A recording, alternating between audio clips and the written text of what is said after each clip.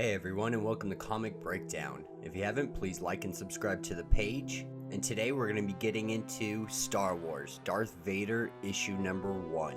Now this is a storyline being put out by Marvel Comics, and it's picking up after the events that took place in Cloud City with Luke getting his hand cut off by Darth Vader. And while we know the story of what happens to Luke afterwards, we don't really know what Darth Vader does in between this time.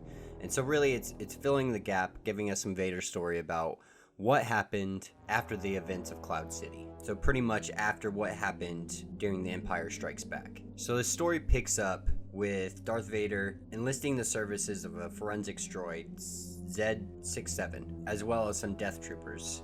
Aboard Vader's ship, Vader programs the droid to self-detonate if any of the information that he learns while on this mission is revealed. And then he tells the droid where to start looking, and he says Skywalker. And while currently Luke is somewhere out in the stars, that's not Vader's priority. Vader's priority is finding the people that hid Luke from him.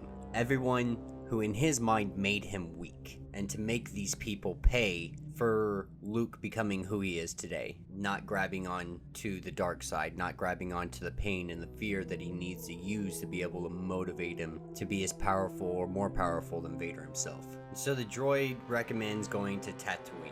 That's where the boy was first seen, so that's where they figure they do their first initial investigation. And upon arriving in Tatooine, they arrive at Lars' homestead, or at least what used to be Lars. And we see Vader going through flashbacks and memories of his childhood, of meeting his stepbrother, and we're really seeing him have flashbacks of the things he misses, the things that connect him to Luke, such as working on droids and things of that nature.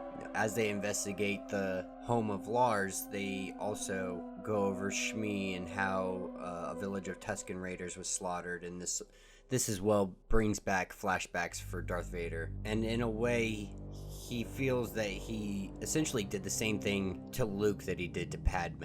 Someone he loved, he betrayed, he hurt them in some manner. So while it was Luke that got his hand cut off, it might as well have been Padme.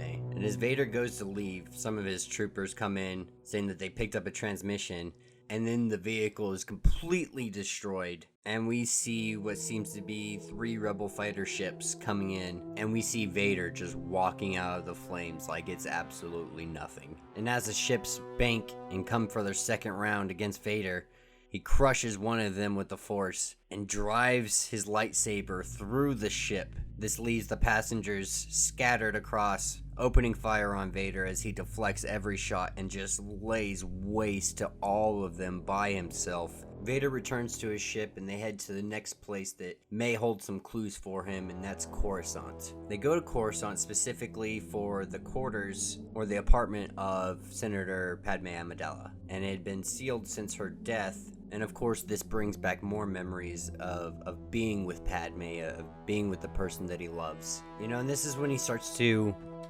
give little pieces of the puzzle to the droid, letting him know that, Padme was the mother. And as the droid starts to calculate, he understands, there were the Jedi who served as a personal guard, and perhaps they got too friendly. And so as they start to do their in-depth search into her apartment, they find that the security recordings for the time period had been essentially reported missing. They had been deleted. But there was a scout transmitter left behind that could leave some information for them. And then we arrive in Vindoxa, and we see the local inhabitants just completely annihilating what seems to be rebel fighters. You have Gungans and humans and things of that sort. And through the entryway, we see Vader coming through and just slicing and dicing these inhabitants. And then we see Vader confronted by somebody, and not just anybody. We see him confronted by Padme.